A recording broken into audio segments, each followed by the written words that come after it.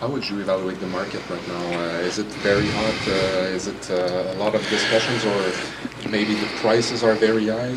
Yeah, I think it's different because there's definitely a lot of conversations going on around the league, but I think that the difference now is I believe there's a number of teams that are really trying to take another step, and there's probably less sellers than normal this time of year, so it's pretty competitive, but there's a lot of conversations. At this point, are your team looking forward to move up in the first round? I mean, we've had conversations about that, and the other way too, to move down. So it's just about the cost. Right now at 16, 17, I think we'd be happy with that. But there are some players, top 10 that we like a lot, and if opportunity arises, we might do that, or even move up a couple spots. We'll see. But we're looking at everything, and it's a decent draft, some pretty quality players. So. We'll see what happens. Is it more complex to draft 16 and 17? Well, it's different than where we've been the last years, right? A little harder probably to script what's going to happen around the league right now. So we're relying on you guys and all your information as much as we can. Everything trouble. Yeah, I would agree with that. What are the chances, would you say, of possibly trading one or two of those first-round picks? I wouldn't want to put a percentage on it, but we are having conversations to do those things. It's just,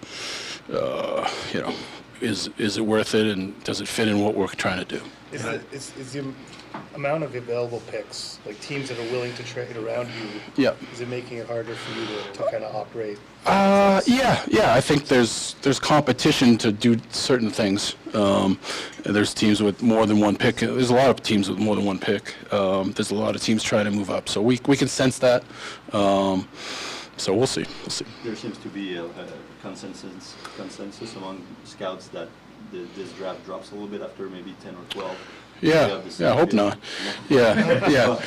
I mean, listen, I've been doing this a long time, and it's always a joke amongst us is that, your scouts will tell you there's one pick less than what you're picking, right? But no, I think we think there's pretty good quality where we're going to pick, and where it's okay. But I think at the top end, there's some really good players. I think there is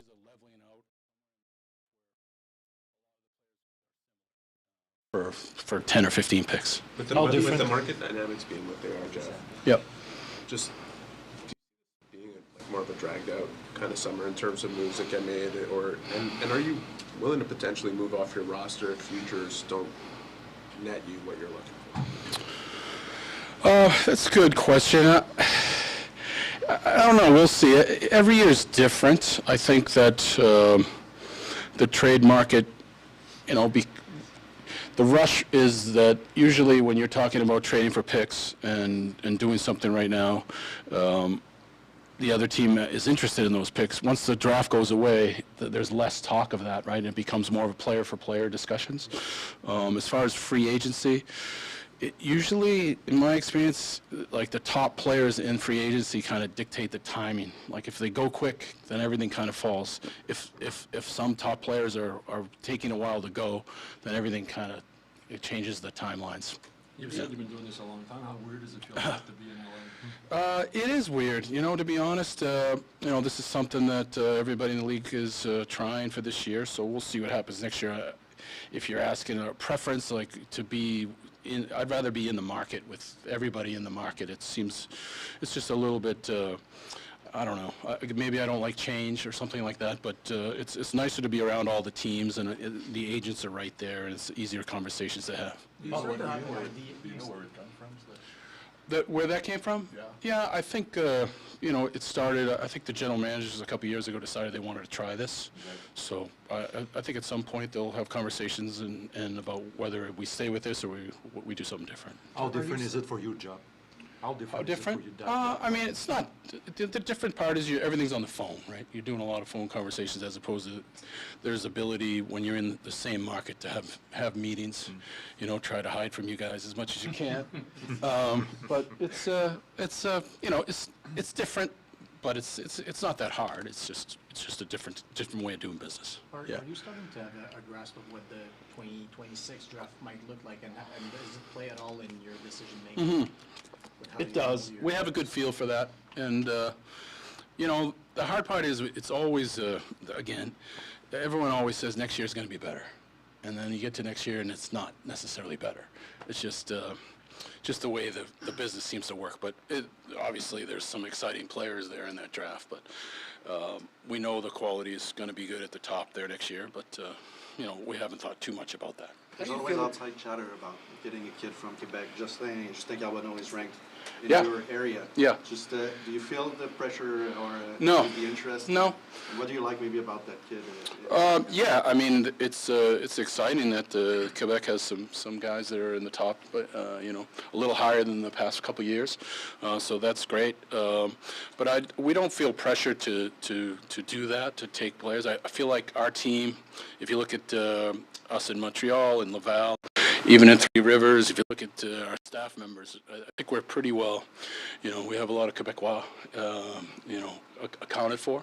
And, you know, we're not going to just take a player because of where they're from. You know, I work for the Bruins. Well, everyone always said, you got to take somebody from Boston. Well, we didn't do that either, so.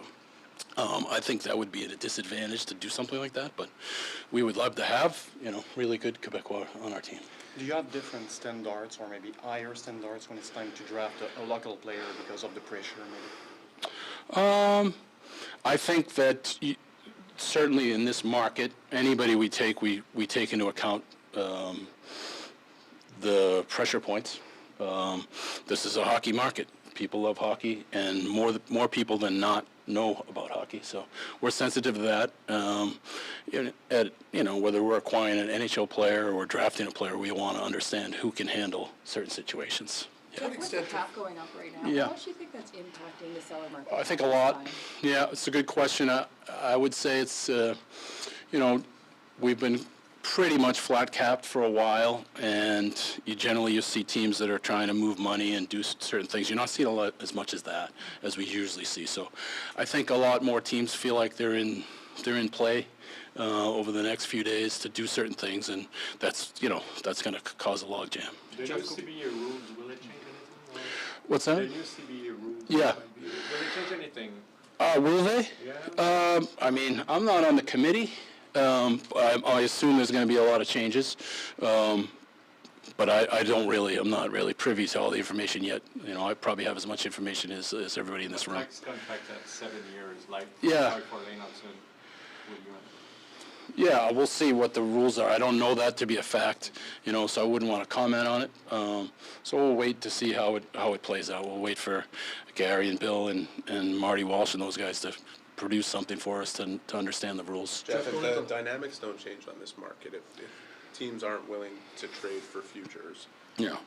are you confident still that you can make some improvements for the now?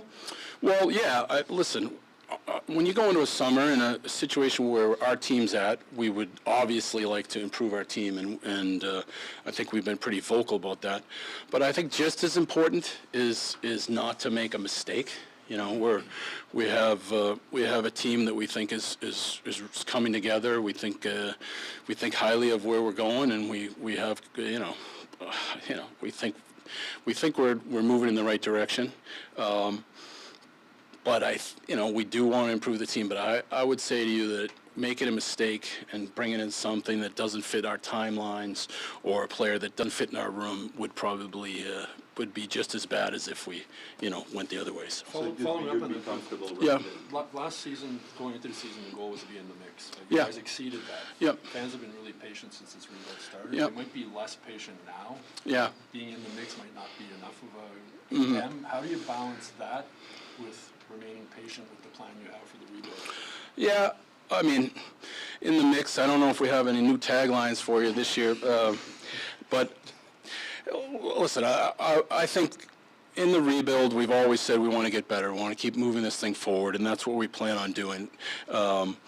It's hard. It's hard to improve every year. We're going to make decisions that fit into what we set out to do, which is to build a team that's the ability to compete every year for a long period of time. So we're not going to do anything to stunt that, just to move it forward, 5%, you know, so we'll stay with the plan. The hope is that we continue to grow and we're better, but, you know, we'll see what happens. This is a big weekend for us and it's a big summer for us, but we're not going to do anything that's stupid.